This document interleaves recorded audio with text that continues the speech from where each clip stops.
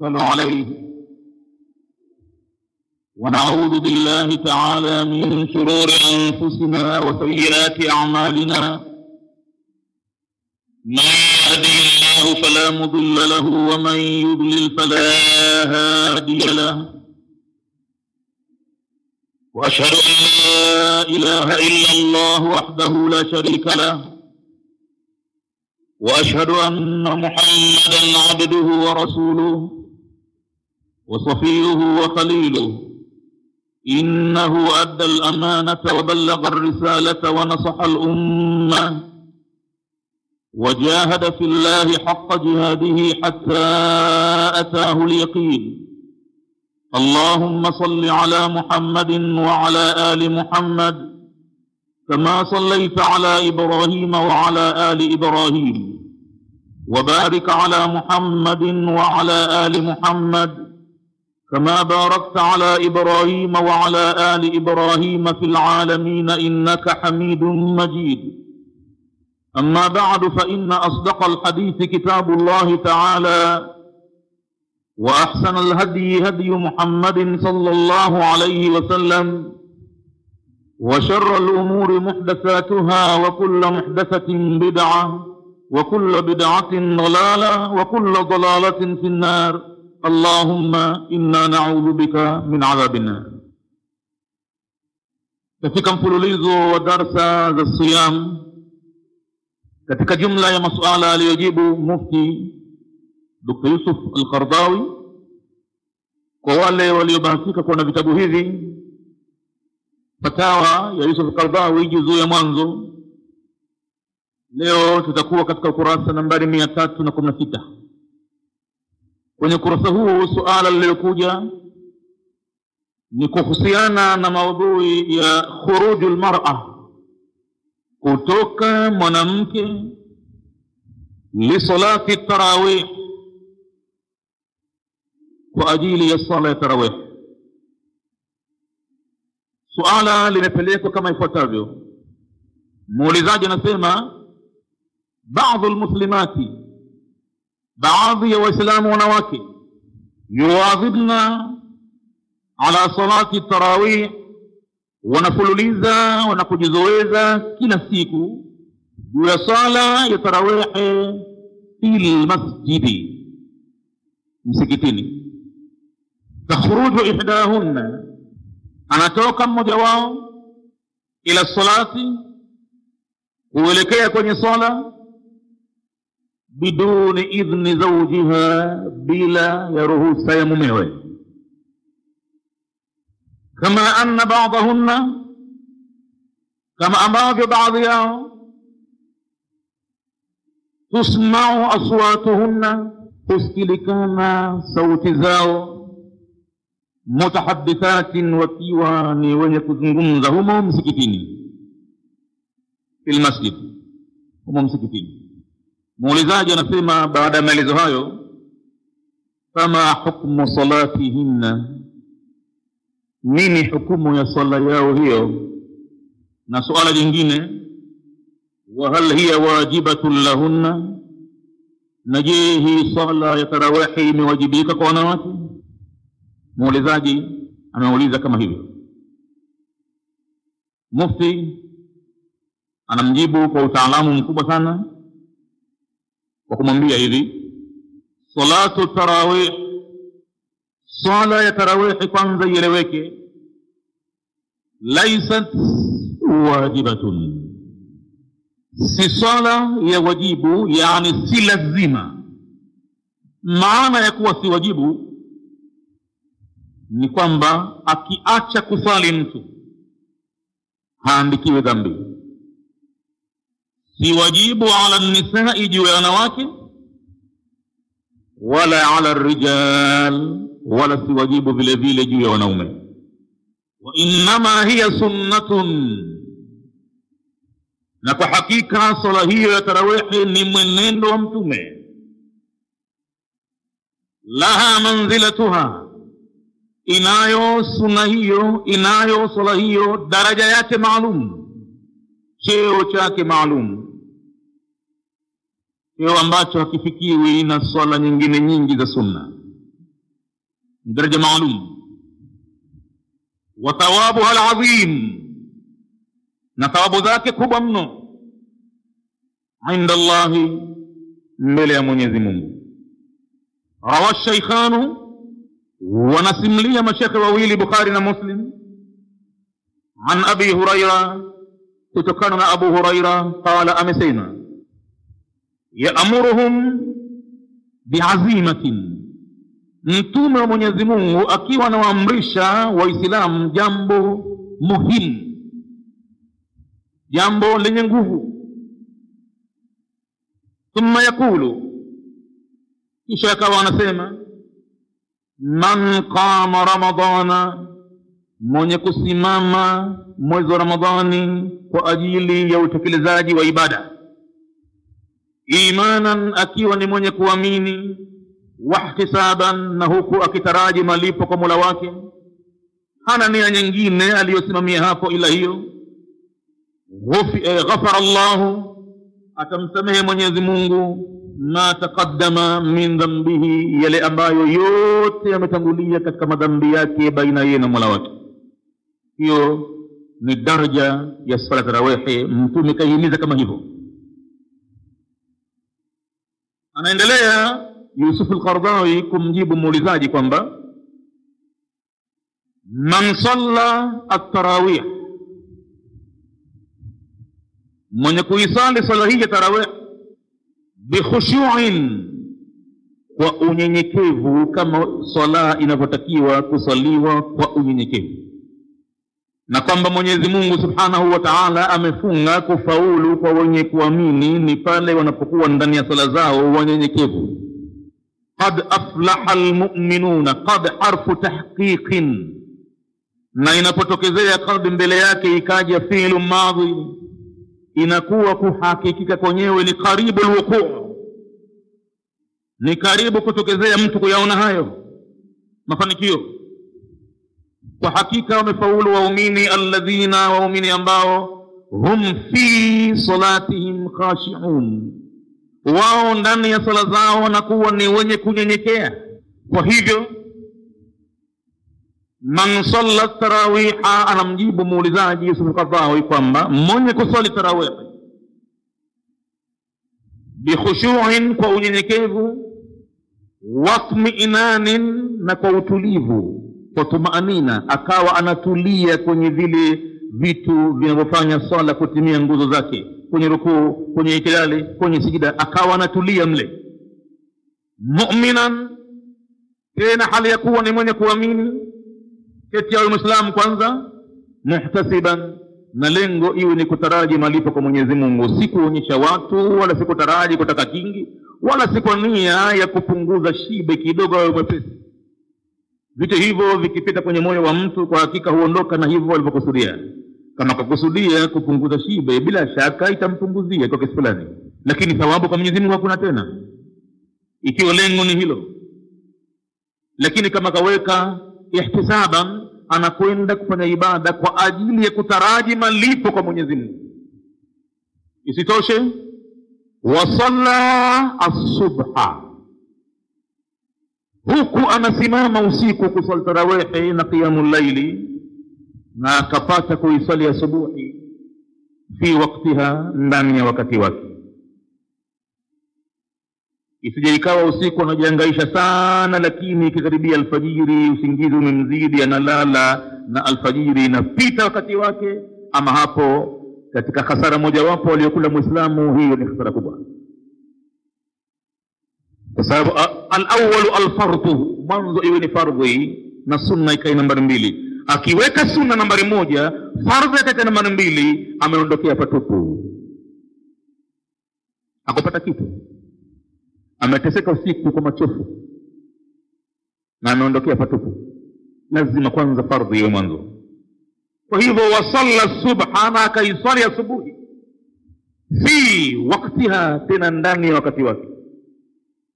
Anasema Dr. Yusuf al-Qaradawi, faqad qama ramadhana, huyu anaambiwa amesimama mwezi wa Ramadhani, wastahaqa mathuba, na amestahiki kupata malipo. alqaimina, malipo ya wasimamao kufanya ibada mwezi wa Ramadhani. Wastahaqqa mathubata alqaimin, na amestahiki kupata malipo wanaoyapata wasimamao kwenye ibada mwezi wa Ramadhani. Kwa hivyo na yeye yumo, lakini kwa sharti hizo, ikiwemo ndani yake kuipata asubuhi alfajiri ndani ya wakati wake, au qiyamul laili chote kitaharibika.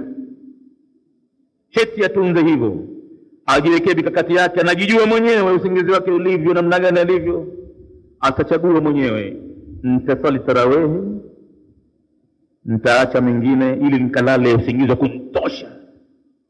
Na akiona mimi tarawehi ya mapema hii nitaiacha, hii nitafanya kiamu cha usiku mkubwa, tena wakati huo mimi nikitoka pale silali tena, na kwa lako langu na kaa kitako, nasoma Qur'ani, na msabihi Mwenyezi Mungu, na leta istighfari kwa wingi, mara adhana tayari na wazangu kusali. Atatizama mwenyewe namna gani anavyojifahamu kwamba anaweza lipi, asije akajitwika mzigo mzito akajikalifisha kufanya hayo mambo yote mawili kwa pamoja, halafu swala ya asubuhi ikenda na upepo. Hatoambiwa yeye kwamba ni mwenye kusimama mwezi wa Ramadhani, hatoambiwa hivyo, lakini kama kapata hivyo, yeye atakuwa faqad qama Ramadhana wastahaqqa mathubata alqaimin, amesimama mwezi wa Ramadhani kufanya ibada na amestahiki kupata malipo ya wale wenye kusimama mwezi huo kwa ajili ya ibada. Anaendelea Yusuf al-Qaradawi katika fatawa hii kumjibu muulizaji kuhusu suala la wanawake kuhudhuria tarawih msikitini, na kwamba wanaondoka bila ya kuaga waume zao, na kwamba msikitini wakifika sauti zao zinasikilikana.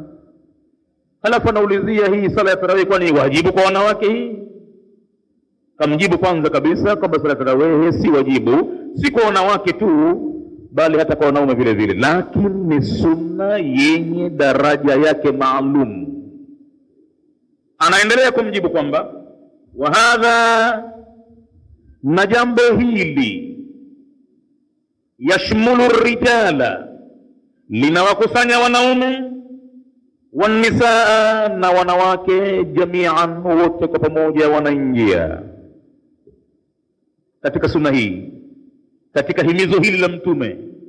Basi wanaingia wanawake na wanaume, sio kwamba wamehimizwa wanaume tu peke yao, na wanawake vile vile, ila isipokuwa anna salata almar'a, hakika sala ya mwanamke, fi baitiha, atapoisali nyumbani kwake mwanamke, afdalu, ikilinganishwa na ile ya msikitini, ikiwa hakuna sababu maalum zilizomfanya ende msikitini, basi sala ya nyumbani kwake mwanamke itakuwa ni bora kuliko ile ya msikitini, min salatiha, kuliko sala yake mwanamke bil masjidi, kwenye msikiti. Lakini kwa sharti hii ifuatayo, ndio itakuwa bora sala ya nyumbani, kwa sharti hii ifuatayo. Sharti gani? ma lam yakun waraa, madhal hakuna nyuma yake jambo hilo la kusalia nyumbani, ma lam yakun waraa dhihabiha, madhal haikuwa nyuma ya kwenda kwake yule mwanamke msikitini, ila almasjidi, kule msikitini, hakuna faida yoyote ya kumpeleka msikitini. Hakuna faidatun ukhra, faida nyingine mbali ya ile sala, ghaira mujarradi sala, isipokuwa na ile sala pekee. Basi pale sala yake nyumbani mwanamke itakuwa ni bora zaidi, kwa hoja ya kusali tu. Manake hakuna faida ambazo atazitaja hapa Yusuf al-Qaradawi, faida yenyewe ni ipi na ipi na ipi na ipi. Zikiweko faida hizo, itaondoka ufadhila hapa, utahama, badala ya kwa nyumbani utahamia msikitini, itakuwa ndio bora zaidi. Mithlu, mfano wa faida hizi, simai mauidha, ni kusikiliza mawaidha yatolewayo msikitini. Mwanamke akahana pa kuyapata ila ende msikitini, basi sala ya msikitini pale itakuwa ni bora kwake huyo mwanamke kuliko nyumbani. Kuna kitu kingine ziada anakifuatia mbali ya sala.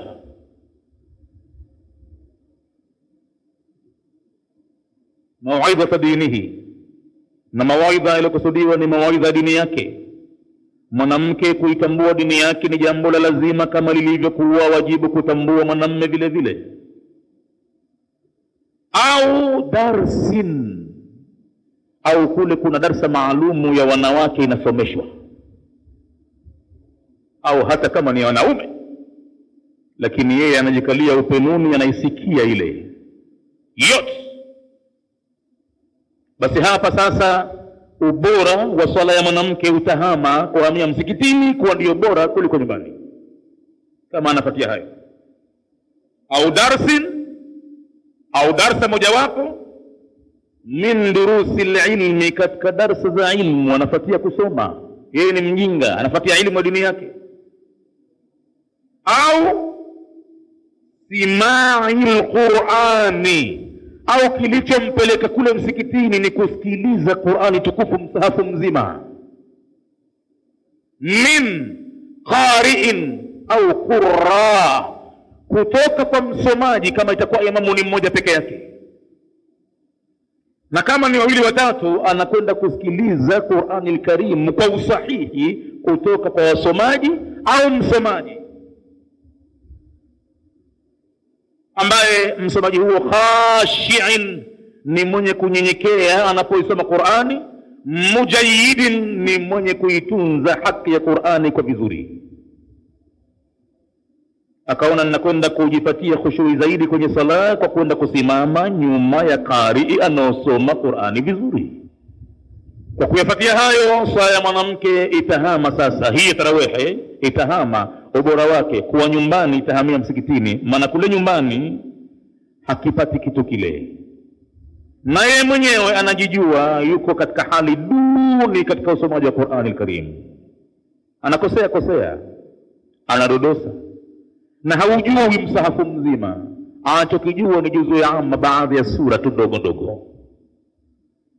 Akaona nitakwenda kufuatia kusikiliza Qur'ani al-Karim namna inavyosomwa. Na taban kusikiliza Qur'ani ni ibada pekee mbali ya kuisoma. Kule kusikiliza tu ni ibada ambayo amri ya Mwenyezi Mungu iko juu ya ibada hiyo. Wa idha quri'a al-Qur'anu fastami'u lahu wa ansitu, na wakati inaposoma Qur'ani basi sikilizeni na mnyamaze kimya, la'allakum turhamun, ili huenda nyinyi mkarehemewa kwa jambo hilo. Kwa hali kama hii, fayakunu dhihab, itakuwa kule kwenda ila almasjidi, msikitini, lihadhihi alghaya, kwa sababu ya lengo hilo, kwa sababu ya upeo huo anaofuatia, afdalu, itakuwa ni bora, wa aula, na jambo la mwanzo zaidi kutizamwa kuliko sala ya mwanamke nyumbani. Sasa nyumbani itakuwa hakuna maana tena, pengine nyumba yenyewe ya kupanga, waliomo ndani ya nyumba hawana msimamo kama alionao yeye mwanamke. Baadhi ya vyumba watu wameshughulika na fungua redio zao kwa sauti kubwa na majimbo ya rusha roho na Bobu Mali na mengine mbalimbali. Imekuwa yeye hata kama atasimama kuswali chumbani kwake atapata maudhi, na hawawezi kuambia jamani tafadhalini kidogo mimi ninaswali hapa na hivi na hivi. Atajionea mwenye cha mtema kuni kama ataanza kusema hivyo, matusi yatamwandama. Maana nyumba wamepanga watu na kila mmoja na haki yake ndani yake mle. Sasa hapa ubora wa swala ya mwanamke utaondoka, utahamia msikitini kuliko nyumbani. Wa bikhasatin, na khasa anna mu'dhama ar-rijali, ya kwamba wengi wa wanaume, kundi kubwa, mu'dhama ar-rijali, kundi kubwa la wanaume ambao wale wanawake wameolewa wamo ndani ya majumba, wale wakamataji wa usukani, wale wasimamizi wa maisha ya wanawake, fi asrina, katika zama zetu hizi. Huko kwa masahaba hapana, kwa matabiina hapana, lakini fi asrina, anasema Yusuf al-Qaradawi, katika zama tulizo nazo hizi, la yufaqihuna, wengi wanaume hawa wafundishi nisaahum, wake zao, fi dini, katika jambo la dini. Watawafundisha lini? Na wanaume wenyewe majority wao wenyewe taabani.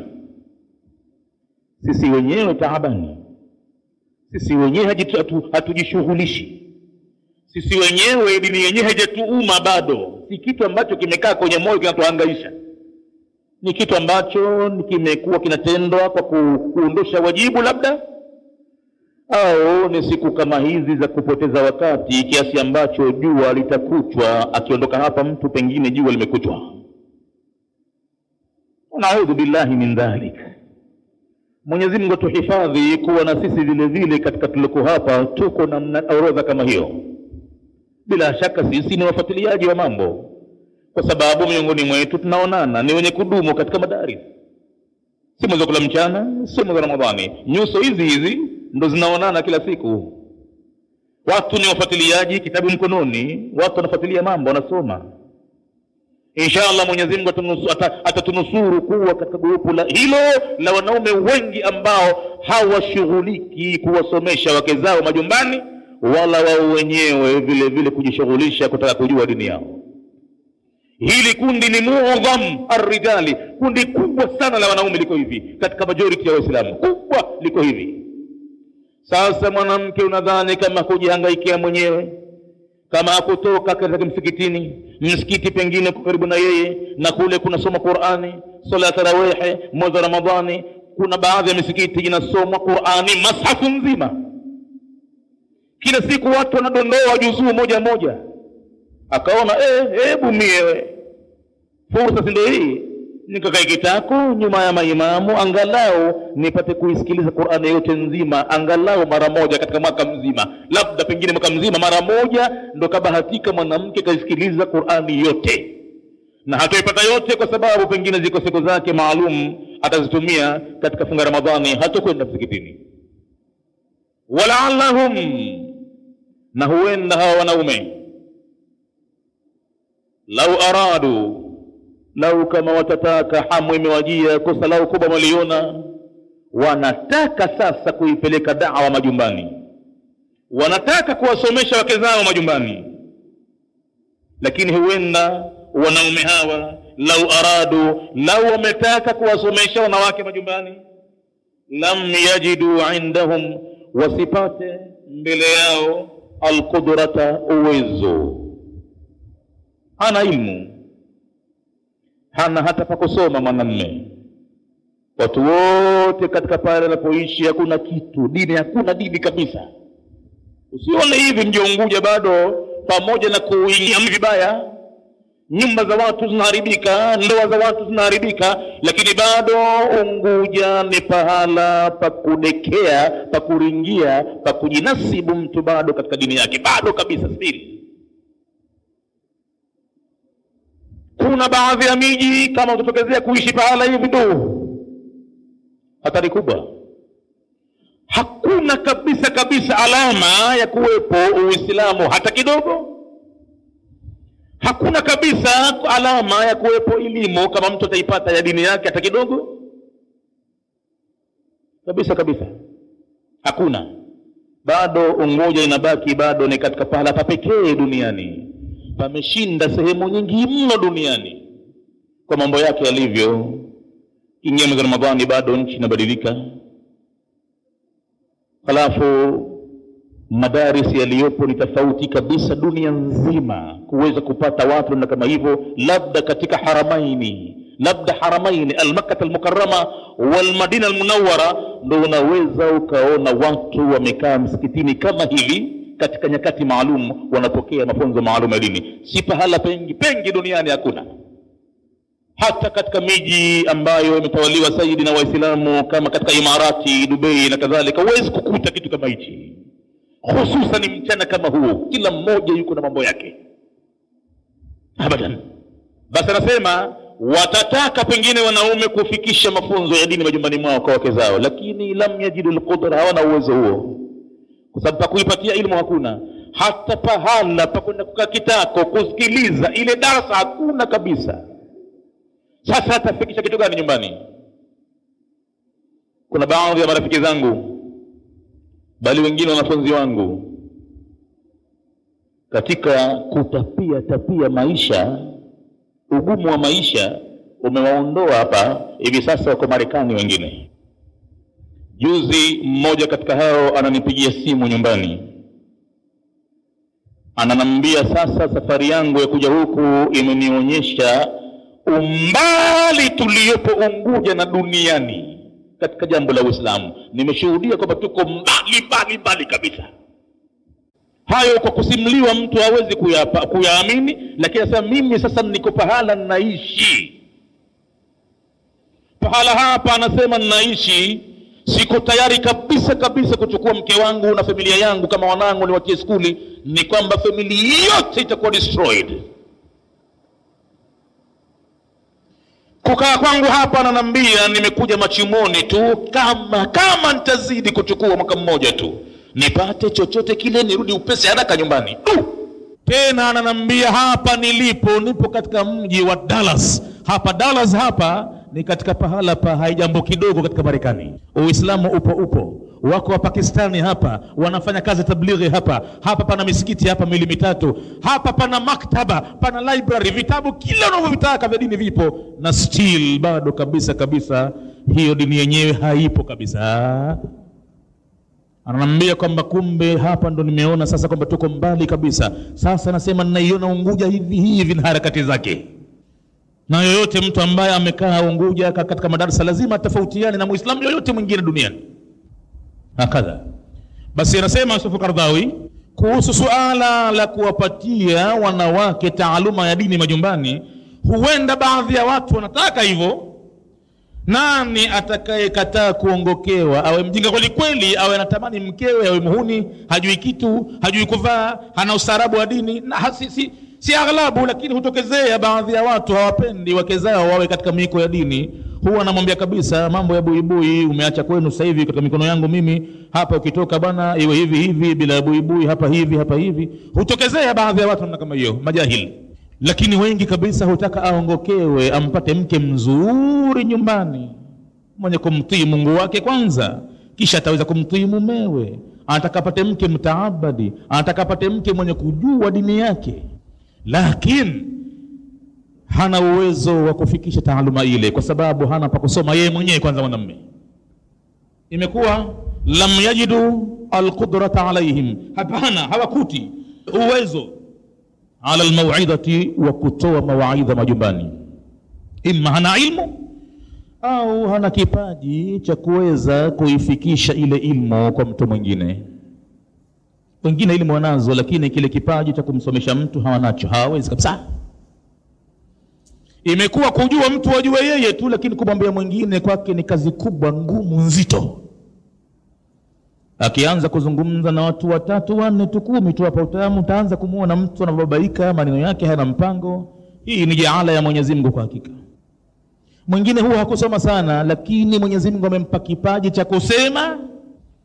Kwenye kinywa Mwenyezi Mungu ulimi umeupa hati ya kutamka, kiasi ambacho akisema wewe utaki kabisa hata kutoa nafasi ya kusinzia kumkosa anasema nini.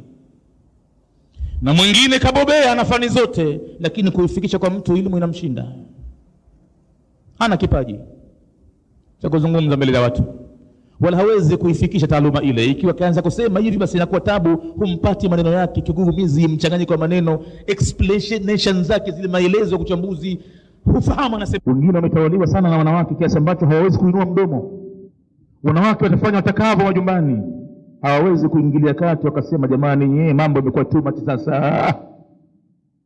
Namna hivi basi asubuhi yote hii baada ya kuamka tu usharoho namna kama hivi, mwezi kama huu jamaa. Hata angalau basi maneno ya Mwenyezi Mungu kwanza mkaanzia hathubutu. Atakiona tunasema kuni akianza kutia maneno kama hayo.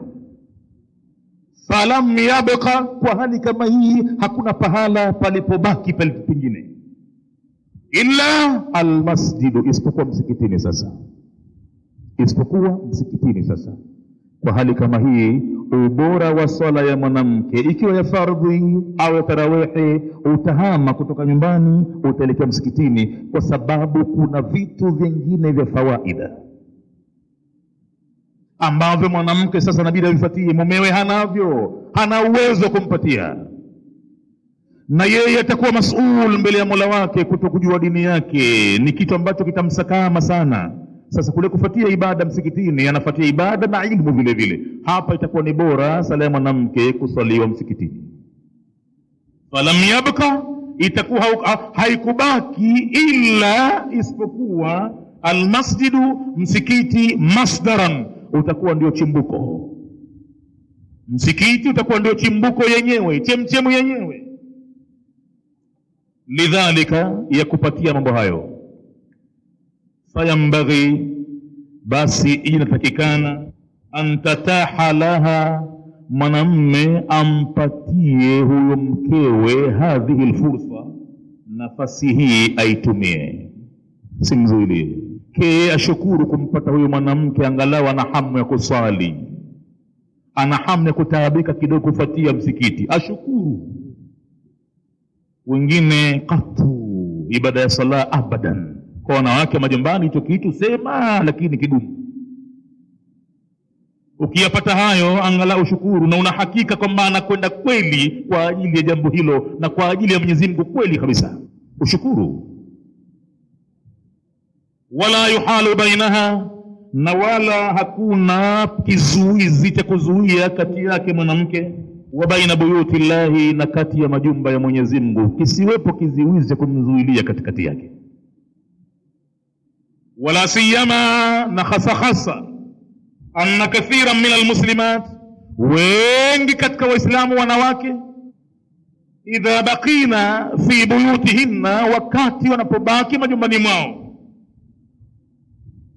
la yajidna raghbata, hawaipati ile raghba ya msukumo wa kidini. Inategemea nyumba yenyewe ni ipi, anaishi na anakaa na nani. Wale wanaokaa nao wale, kama itakuwa ni watu ambao hawana raghba, basi na yeye anadisapia, anakufa pale kiimani kidogo kidogo, mpaka atakuwa hana hata chembe moja ya imani. Lakini kama mwanamke anaishi pahala grupu nzima alilonalo ni watu wenye raghba, wanaweza wenyewe wenda na nyumba ile wakasimamisha ibada, wakaona raha, wakatanaam katika neema za Qur'ani, basi kwa hakika nyumba hiyo itakuwa ni afdal kuliko msikiti. Lakini wanawake wengi wanakosa mpaka raghba kama watabakia majumbani na sala tarawih. Ile raghba hasa ya msukumo wa kidini haupo. Ndio kama nilivyosema mwanzo, pengine nyumba ni ya kupanga, kila mmoja ana imani yake katika nyumba ile.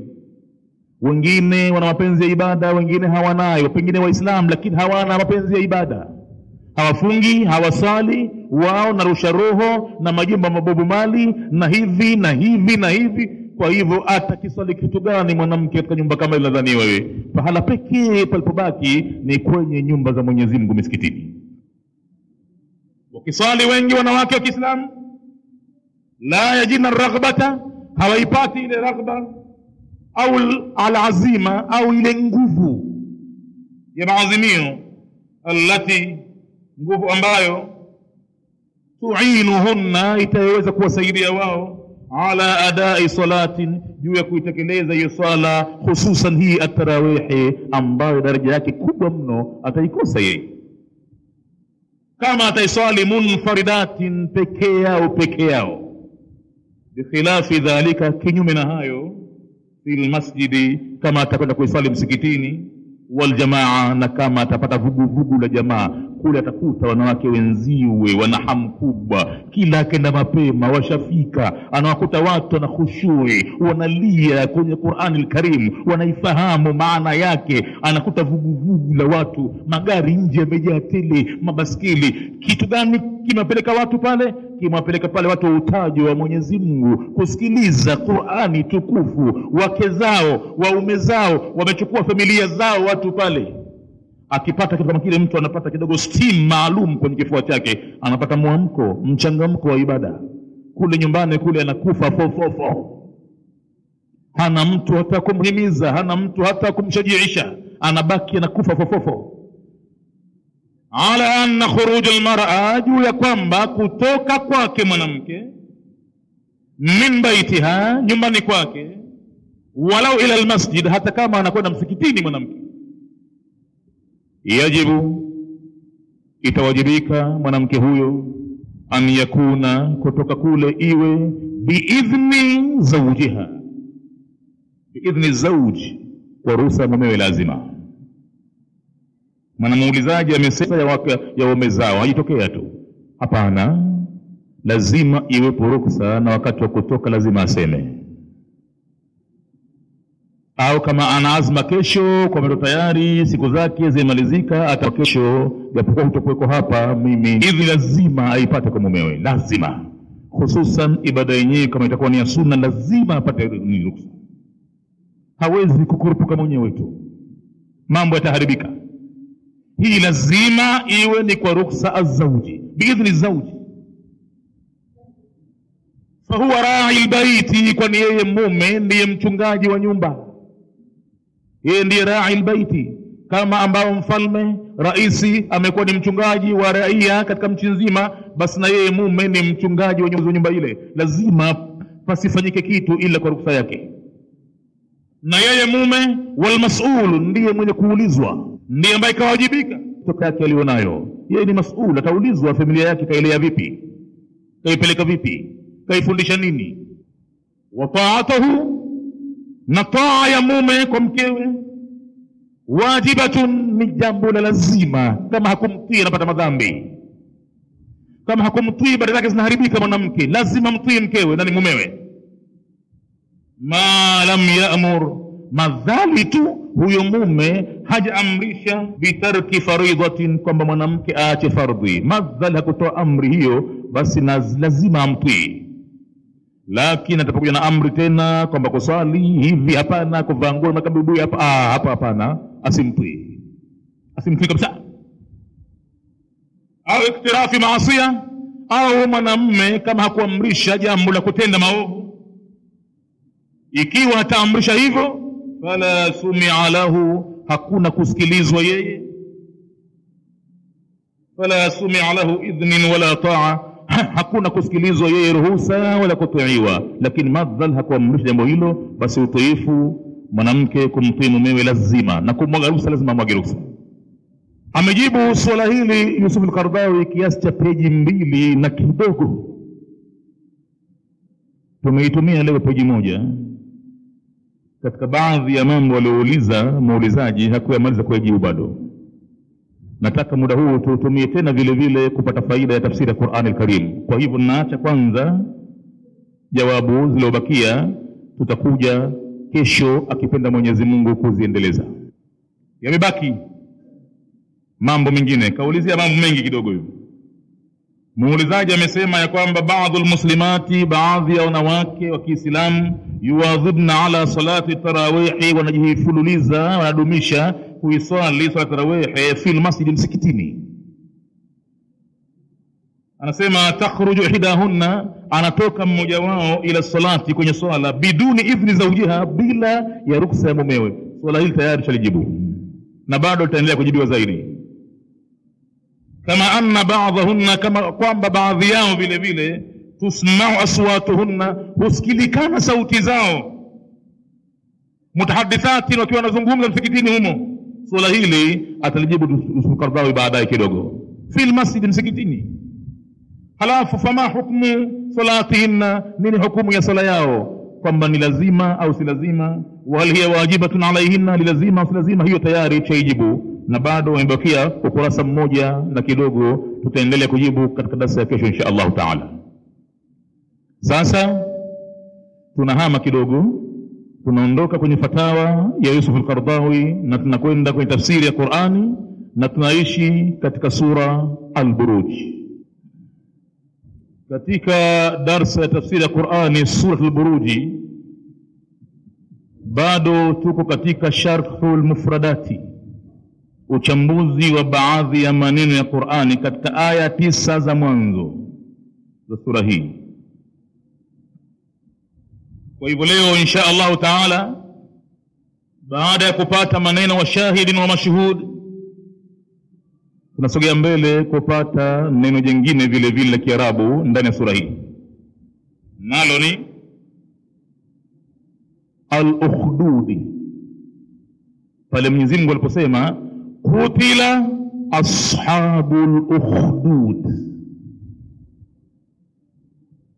kalimatul ukhdud ndio tunashughulikia hivi sasa, ili tuipate maana ya Qur'ani kuijua. Ukhdud hii misingi na chimba hii ni ukhdudi. Hata ule msingi wa nyumba, foundation ile, kile kiuno cha nyumba kile, unaweza kukiita ukhdudi vile vile. Yuhfaru, huchini muhaya mustatilan, kwa urefu kiasi cha kuingia binadamu na urefu wake alionao.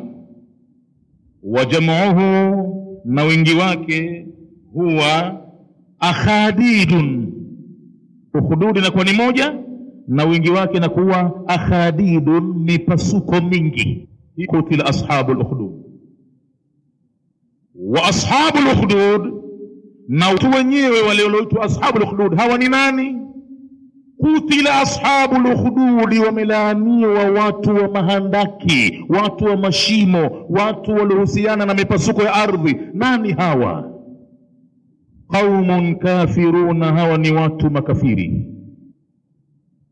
Dhau basin, ni watu wenye mateso makubwa. Wa quwwatin, na ni watu wenye nguvu, wameshiba sana, au nguvu hii ni nguvu ya utawala. Lolote watalolifanya hakuna mtu atakayeweza kuwashtaki wala kuwauliza kitu, wanafanya watakavyo, kwa hivyo wana nguvu. Watu hawa ra'au qauman, waliwaona watu wengine, minal mu'minina, katika waumini. Atawataja katika tafsiri ya idahi mbele, atawataja ni kina nani hawa makafiri, na waumini hao ni kina nani, na zama zilikuwa zama gani zile. Faghadhahum, basi makafiri hawa wakawachukia waumini kwa sababu wamekuja na itikadi iliyokuwa kinyume na wao. Na hii ndiyo dunia nzima, popote pale palipo watu waliofanya mwendesho wao wa kimaisha kuwa ni system maalum, lazima itiiwe. Wanaona kwamba hawawezi kwenda within a system. Kama kuna kikundi chengine kina itikadi, na itikadi hiyo kina mfumo maalum wa maisha, lazima kutakuwa na uadui kati ya kundi mbili hizi. Lazima wakitaka salama yao waumini pale waonekane kwamba wanastahiwa na ibada zao na dini zao, wawe itikadi zao baadhi yake wazifumbie macho, wazibanebane, wasizitangaze, wende kwa mujibu wa matakwa ya watu. Ama hapo watakuwa ni Waislamu ambao wanajulikana na wataalikwa katika baadhi ya mambo ya mahfali ya kidunia, na watu wa dunia vile vile wako tayari kuja katika mambo ya dini vile watakuja. Lakini kama itaonekana kwamba system yao ni kitu ambacho kimelingana na ile system ya kidunia, kwamba kumbe kina constitution maalum, na kwamba hakuna uwanja uliowachiwa bure, kuna kila kitu kimetimia, hapa ni pahala ambapo lazima uadui utawaelekea waumini, lazima. Na lazima kutatokezea majina maalum ya kupachikwa waumini hawa. Baadhi ya wakati fundamentalists, baadhi ya wakati siasa kali, baadhi ya wakati wachochezi wa halum majara, na baadhi ya wakati haya na haya na haya, kwa sababu itikadi kama wataamini watu kuifuata kikamilifu yote ilivyo. Basi na hawa ashabu walikuja katika nchi yao wakawashtukia watu wanayo itikadi wanaiamini, ambayo itikadi hiyo inakwenda kinyume na ile ambayo wanayo wao. Faghadhahum, matokeo yake wakawachukia. Imanuhum, ikawachukiza imani yao watu wale. Fahamaluhum, ikawachukulia wao ala al-kufri, juu ya ukafiri, kuwalazimisha watu wale. Fahamaluhum ala al-kufri, wakawataka kuwalazimisha waache kuitakidi vile, lazima waitakidi kama watu wengi walivyo. waache kabisa kabisa mambo yale. Au kama si hivyo watakiona cha mtema kuni, waache kuitakidi vile, waende kwa mujibu wa watu wengi walivyo, waache kuleta itikadi ambazo pale hazitambulikani. Faabau, waumini wakakataa katakata kubadilika jambo la kuamini Mwenyezi Mungu, wakakataa kutia kitu kingine kwenye imani zao. Faabau, wakakataa. Basi makafiri fashakku lahum, wakawapasulia au wakawachimbia watu hao shakan, machimbo, mipasuko katika ardhi, ila ardhi, wa hashauhu bin nari, na kisha machimbo hayo wakayawashia na moto. Hatimaye matokeo yalikuwa ni vipi? Wa alqauhum fiha, wakawatumbukiza binadamu ndani ya mashimo ambao ndani yake mna moto. Kisa ni nini? Kwa sababu wamekataa watu kuondosha vitu walivyoviamini kwenye nyoyo zao. Kwa maana hiyo makafiri hawakutaka kabisa kuwapa uhuru wa kuabudia kile ambacho wao wamekiamini. Hicho kitu hapo kilikosekana kabisa, ikabidi wamelazimishwa, mkikataa mtapambana na adhabu. Na adhabu ilikuwa ni nini? Mashimo na moto ndani yake. Wamilikataa wakastahabu potea mbali na wafile mbali. Wa alqauhum fihi, na wakawatosa ndani yake. Wa kana haulai alghiladhu, na wakawa hawa wenye nyoyo ngumu, alghiladhu alakabid, wenye nyoyo ngumu, wenye maini yasiyosemezeka. Ala jawanibi shaqi, wanakaa pembezoni mwa mipasuko ile ya mashimo, kando kando mle kwenye misingi wanakaa.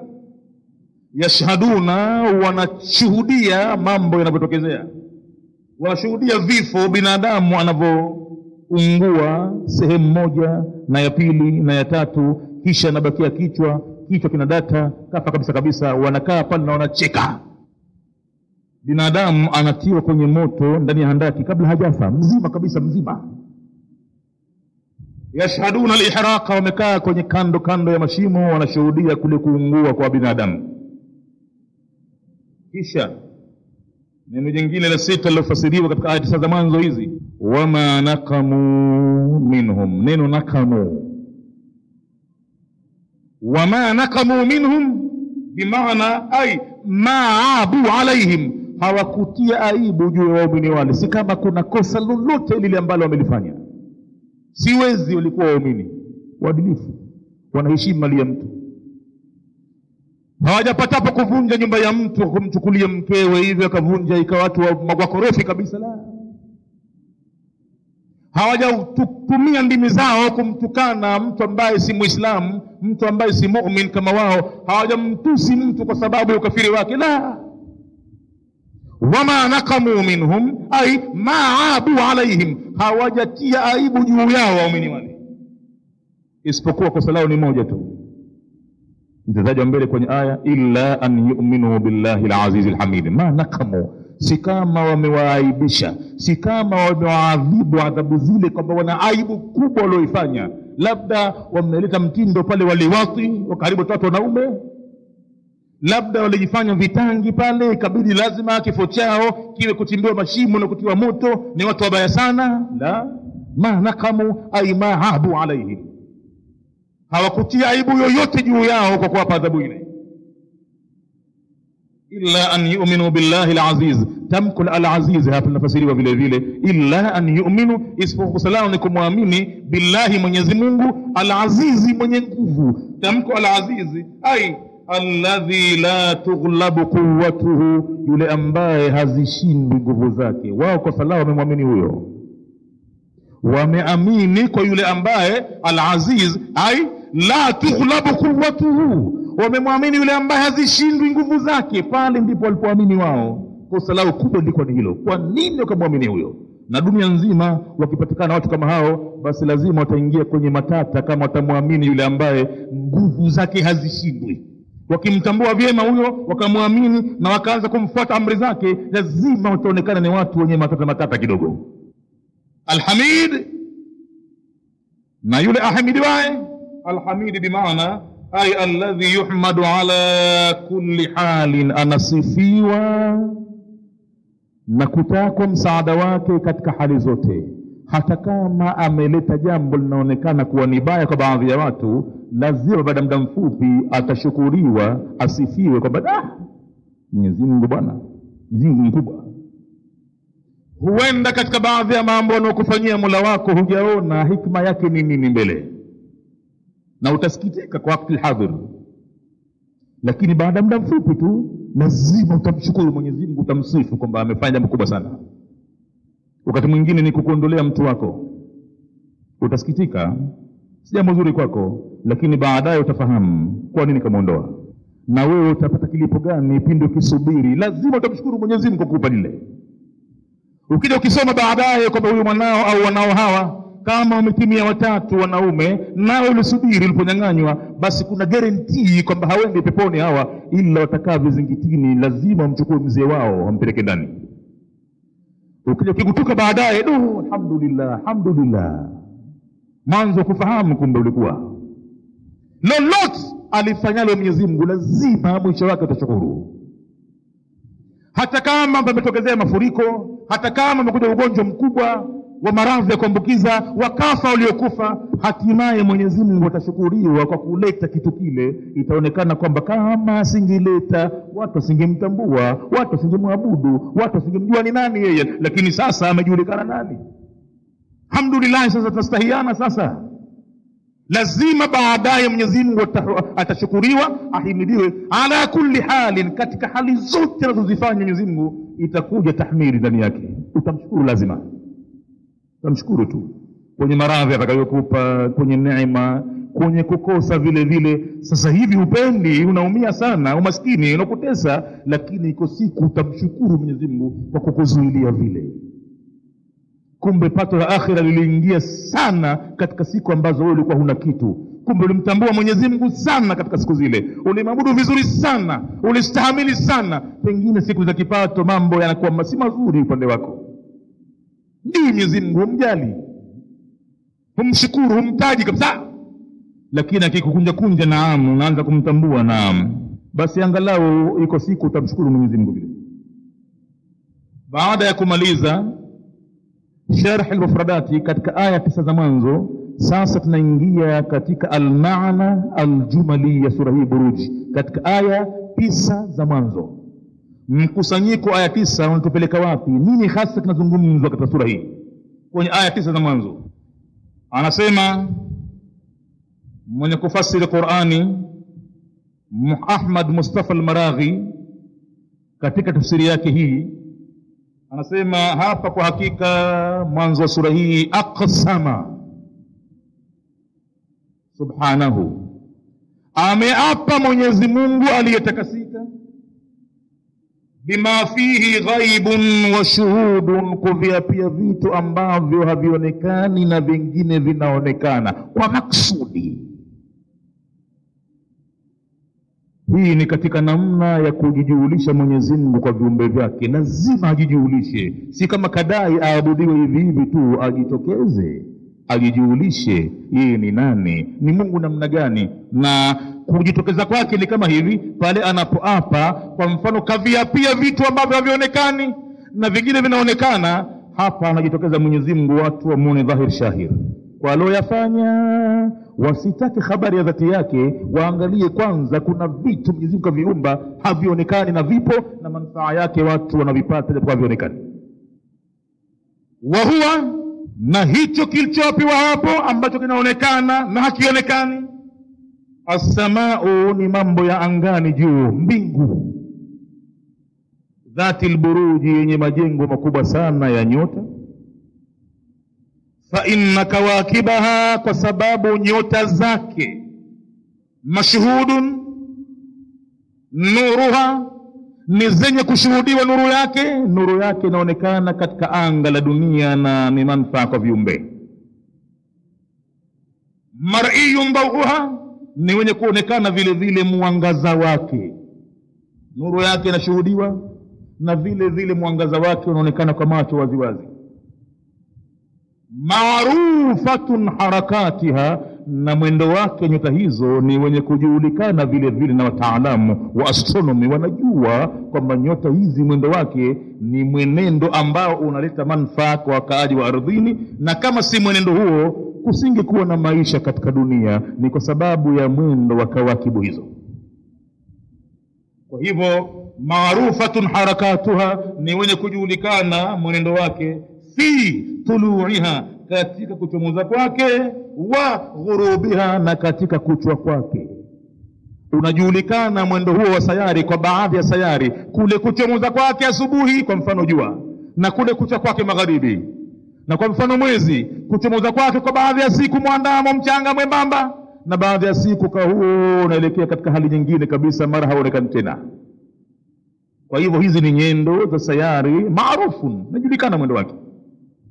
Wakadhalika alburuju, na vile vile hayo majengo ya nyota. Hizi ni kawakib nyota ndogo ndogo. Sasa kuna buruji ni majengo mengine makubwa. Anasema wakadhalika alburuju, na vile vile majengo makubwa tushahiduha, vile vile zinaweza kuonekana hizo. Wafiha ghaibun, na ndani yake ziko ambazo hazionekani. Ziko ambazo tushahadu zinaonekana, na ziko ambazo ghaibun hazionekani. La naarifuhu bilhissi, hatuwezi kuzitambua sisi kwa hisia. Wa huwa haqiqatul kawakib, na ilhali ya kwamba hizo ni hakika ya nyota ambazo zipo na zinatoa huduma maalum duniani, lakini hazionekani. Wama audaa Allahu fiha, na yale ambayo ameyatayarisha, ameandaa Mwenyezi Mungu ndani yake, min alquwa, katika nguvu, wama fiha min, na katika yale ambayo yamo ndani yake, min awalimin, katika dunia nyingine, au katika vitambulisho vyake vyenye kutambulisha mbalimbali. La naraha, sisi hatuvioni, wala nudriku haqiqataha, na wala hatudiriki kutambua hakika yake. Tunabaki kuwa tuamini kwamba ziko baadhi ya nyota hazijachomoza bado katika samaa dunia, lakini ziko mbali, lakini ule msaada wake unahitajika ardhini na watufaidia vile vile. Wa aqsama, na akaapa Mwenyezi Mungu vile vile, bima huwa ghaibun, kwa yale ambayo ni ghaibu sirfin, yaliyokuwa hayaonekani piwa kabisa kabisa, kuonekana kwake hakuko. Kama nini? Wa huwa al-yawmul maw'ud, ni siku iliyoahidiwa. Hicho kitu hakipo kabisa. Vile vya kawakib havipo, lakini vipo. Havionekani, lakini vipo. Lakini yaumul maw'ud hivi sasa kabisa kabisa haijatokezea, lakini ipo. Haipo kabisa mbele ya macho, haipo angani, haipo kwenye mbingu wala katika ardhi, lakini Mwenyezi Mungu ataileta.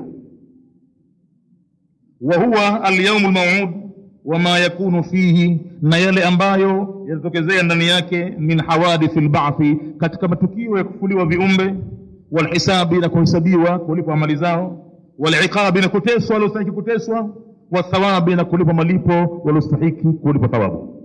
Halafu wa aqsama, akaapa tena Mwenyezi Mungu vile vile, bima huwa shahadatu sarfatin, kwa vitu ambavyo vinaonekana kwa muda, wa huwa shahidu, navyo ni vile ambavyo wenyewe vinashuhudia. Ai dhulhissi, hapa huyu anamkusudia ni mwenye hisia, ikiwa binadamu, ikiwa mnyama, kila mwenye hisia hapa ni shahidi. Wa shahidin, ameapa kwa mwenye kushuhudia, yani kila kiumbe mwenye hisia basi ni shahidi. Maana hisia zake zinajulisha wazi wazi kwa Mwenyezi Mungu yupo. Sikio lake, kule kusikia kwake, kule ni shahidi. Kule kuona kwake, kule kukamata kwake, kule kuonja kwake kwa ulimi, kule kuhisi kwake ndani ya mwili wake, yeye amekuwa ni shahidi katika mambo mbalimbali, kwa sababu anaona, anasikia, anaonja na anahisi akikamata. Yeye ni shahidi. Wal mashhud, na yule mwenye kushuhudiwa, wa huwa ma yaqau alayhi alhissu, naye huyu ni yule ambaye huanguka juu yake hisia. Kuna vitu ambavyo hisia huanguka juu yake chenye kushuhudiwa. Yani kitu umekiona kama mti vile, ile mashuhudi imekuwa. Lakini wewe binadamu unazo hisia, wewe ni shahidi. Na mashuhudi ni vitu vingine ambavyo hisia zinaanguka juu yake, yeye ni mashuhudi. Na yeye mwenye binadamu japokuwa ni shahidi, lakini hisia zinaanguka juu yake, na yeye ni mashuhudi vile vile wakati huo huo. Yeye ni shahid na wakati